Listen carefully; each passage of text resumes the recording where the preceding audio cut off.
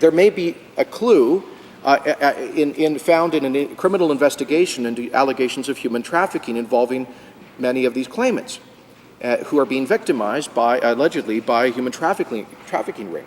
But, Mr. Speaker, of the 2,500 claims made from that EU democracy, only 3 were found, not 3%, 3 claims were found to be in need of our protection.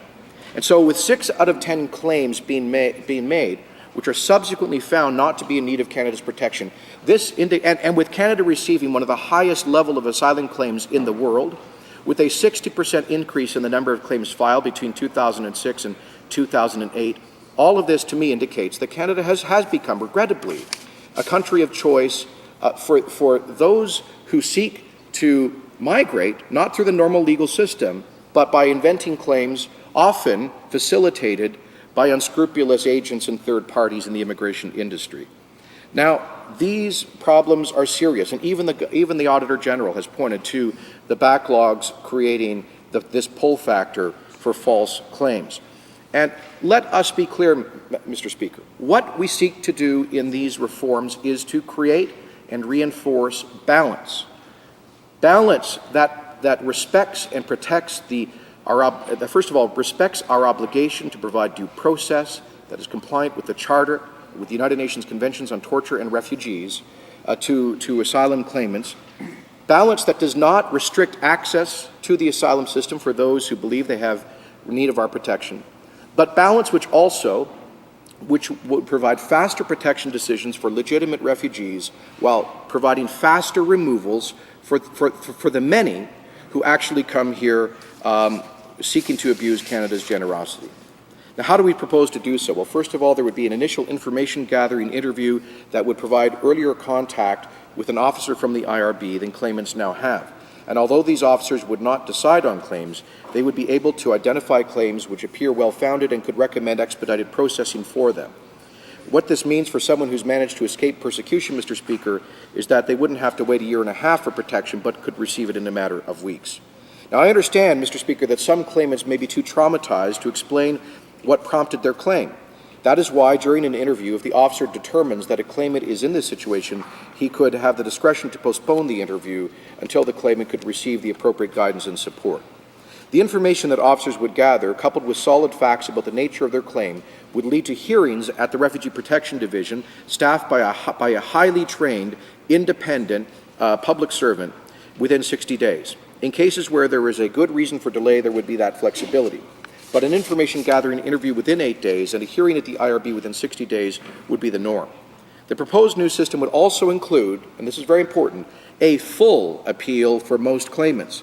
Unlike the appeal process proposed in the past and the one dormant in our current legislation, this Refugee Appeal Division, or RAD, would allow for the introduction of new evidence and in certain circumstances provide for an oral hearing.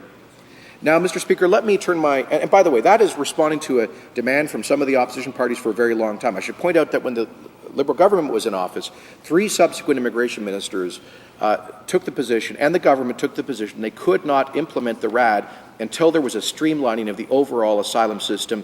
We are now providing that streamlining. It's time to say yes, Mr. Speaker, to the Appeal Division in the context of a more efficient but still fair system. Now, Mr. Speaker, let me turn my attention to one of the more contentious aspects of the legislation. That would be to allow for the designation of certain countries as being safe. The nationals from those countries, under these reforms, would still, I emphasize, still have the same access they currently do to our asylum system. They would still have access to an appeal to our independent judiciary at the federal court. They would still have access to a fully charter-compliant process that actually exceeds our international obligations, but the consideration of those unfounded claims from designated safe countries would move somewhat more expeditiously, reducing the process by about 4 months by not allowing them to make 2 appeals, the first one being to the Refugee Appeal Division. Now, some have said that this is unfair or inappropriate.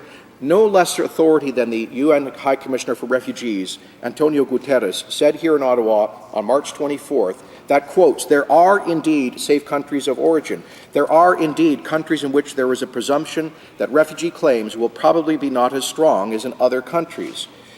Close quotes. He went on to say that you can't deny access to the initial hearing, and we don't in our proposed reforms. And he went on to say it's important to have a fair and transparent process for designating these countries, as do most Western European asylum systems whose example we are emulating in these reforms. Now, Mr. Speaker, let me be absolutely clear that the proposition is not to create a comprehensive list of all countries designating them as safe or unsafe. To the contrary, the criteria would be the following: that a country to be designated as safe would, and we propose that this designation process would be in the hands of a panel of senior public servants that would make consultations with UNHCR, would refer to independent human rights reports by NGOs. And the criteria would be, if a country is a principal source of asylum claims to Canada, the overwhelming majority of which are unfounded, and if such a country is a signatory to and in compliance with international human rights instruments, which has a strong human rights record, and which offers state protection to its citizens and individuals. Now, Mr. Speaker, why do we need this? I'll tell you why. Because periodically, we see huge spikes in unfounded claims from democratic countries. 25 years ago, it was Portugal, not under a dictatorship, a social democratic government. Thousands of claims, almost all of them found to be false. What did Canada do? It imposed a visa. In 2000, it was Chile, not under Pinochet, but a social democratic government, the most stable and prosperous democracy in South America. Thousands of claims, almost all of which were found not to be in need of Canada's protection. How did we respond? We imposed a visa on Chile. 2003, 2004, it was Costa Rica, the most stable and prosperous democracy in Central America. Thousands of claims, almost all of them found to be not in need of our protection. Canada imposed a visa. 1997, it was Hungary and Czechoslovakia. Thousands of claims, almost all unfounded, we imposed a visa. Now I mention the situation with respect to Hungary. Now, Mr. Speaker, when we see these spikes, it is important to understand that these aren't just happening spontaneously. We have solid reason to believe that behind these waves of unfounded claims from democratic countries, there are often networks encouraging, facilitating, advising people, commercial networks, the bottom feeders in the immigration industry, or sometimes, there is evidence, even criminal networks. Now, Mr. Speaker, all we're saying is that we need a tool other than the imposition of visas to address those spikes in unfounded claims. And I want to say I appreciate the support and agreement of the Leader of the Opposition in this respect. He said last August in St. John, New Brunswick, that I want a legitimate, lawful refugee system that, to get to the openness point, welcomes genuine refugees, and then says, look, there are a number of countries in the world in which we cannot accept a bona fide refugee claim because you don't have cause. You don't have just cause coming from those countries. It's rough and ready, he said, but otherwise we'll have refugee fraud and nobody wants that, including bona fide refugees. Close quote. Now, Mr. Speaker, I think the Leader of the Opposition may have gone a little bit too far in suggesting that we deny access to the asylum system from claimants from safe countries, but I think his general concept is entirely sensible and has been endorsed by virtually every newspaper in the country, for example, that has editorialized on this matter. Now, Mr. Speaker, I know my time is running close. Let me say that, as I say, these reforms have been broadly endorsed. 84% of Canadians say that the government should take steps to reform the refugee determination system. 81% agree that refugee claims should be dealt with more quickly so that genuine refugees can settle in Canada faster and bogus claimants can be sent home more quickly. By a margin of 4-1, Canadians agree that more needs to be done to quickly remove from Canada people whose refugee claims are unfounded and rejected. The Toronto Star has said that this government deserves credit for showing the political will to act on an issue ducked by many of our predecessors.